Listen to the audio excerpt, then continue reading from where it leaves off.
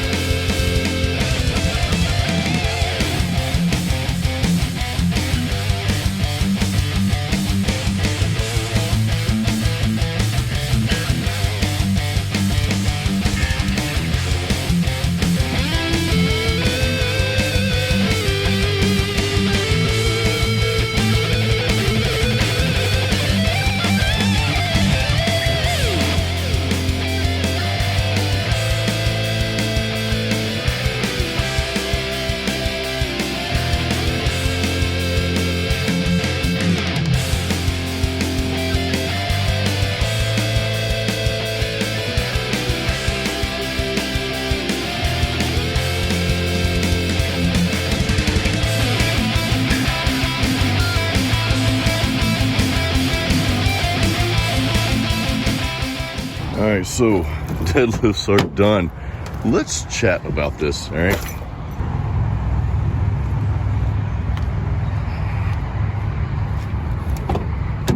What a workout. That was tough. At least for me it was. So Fridays, I'm filming this on a Friday. My new routine that I'm doing right now, Fridays are my deadlift day. And I do some other things too. You know, I started out with some leg extensions. I do that pretty much every time I train legs. I like to warm up just doing that exercise. Start out really light and work my way up, do about 5 or 6 sets. And I'll even do a drop set at the end to really just get the quads on fire. And for me, that helps me when I squat or deadlift. So just kind of a side note there. But yeah, so I started out with sumo deadlifts, and I like to start out again without a belt to help build those supporting muscles up without using the belt. Now, when I get into the heavier weight or what's heavy for me, then I throw the belt on. So today I think I went up to like 315 without a belt. That's pretty heavyweight for me. And I want to talk about heavyweight real quick, and I want to encourage you guys, okay? I know a lot of people watching this might say, well, you know, they'll look at what I'm deadlifting and they're like, well, that's not a lot of weight. I see people deadlifting 900 pounds. Well, I'm not there yet. I don't know that I'll ever be there, and I'm okay with that.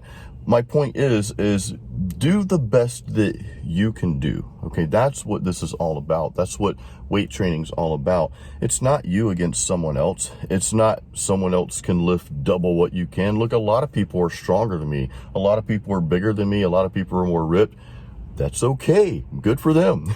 I'm doing the best that I can, and I want you to do the best that you can. That's what it's all about.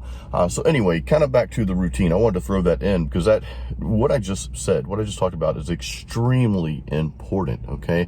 It is extremely important that you focus on doing the best that you can possibly do in and outside of the gym.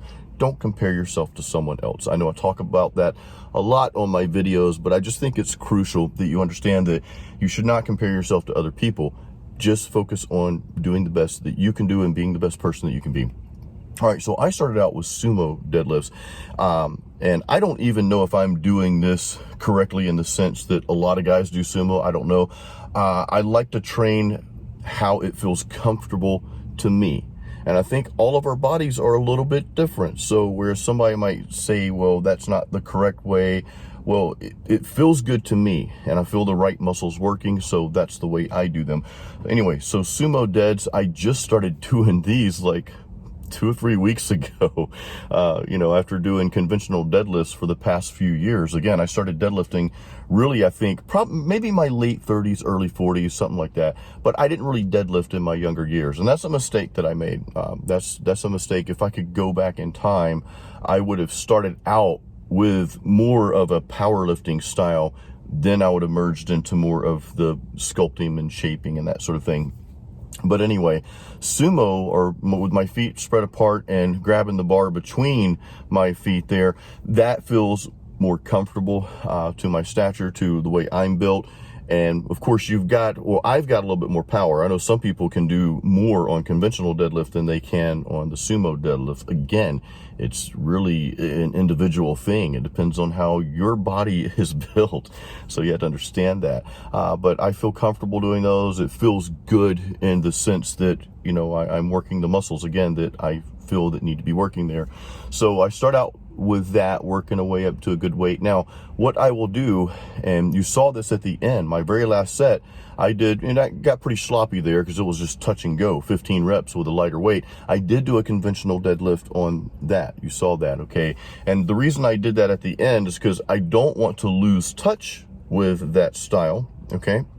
I want to continue being okay at the conventional deadlift as well. And probably every third week, I will just do conventional deadlifts only. Maybe go up to a heavy weight and then maybe rep out with the sumo, kind of the reverse of what I did in here just now. So that's kind of my routine. Of course, I hit some calves. I like to hit calves at the end of in any leg workout. I like to hit some calves at the end. And actually, I didn't get this on film, but my buddy Lou in here, he's been training. He's been training for years and years and years. He's actually trained with Tom Platz and Arnold and those guys back in the day. And he showed me a technique, and I wanted to share this real quick before we cut. He's like, Jason, I know it's your last set, man. I want you to try something. I'm going to put half the weight on this calf machine, and I want you to just do your calf raises for an entire minute. You don't have to move the whole time. You may stop, but just keep that tension on. So I did that. First 20 seconds, okay, no big deal. I'm doing them kind of slow, making the muscle work. After about 30 seconds, I'm like, are we there yet? He's like, nope, you got 30 seconds to go. So that became really, really tough. And that last 10 seconds was just brutal. I was barely moving on the machine. And finally, the minute's up, I'm like, holy crap, Lou, that was freaking amazing, man. I am super pumped. My calves are super pumped. So I was really appreciative for him to show me that. So that's something I'll try to capture on film, maybe on the next leg day, show you guys that routine in action. It's pretty, I don't want to say it's sloppy, but you're not doing full reps. The goal with that technique is time under tension. So anyway, guys, I hope you enjoyed this video. I hope you got something out of it. I hope this helped you.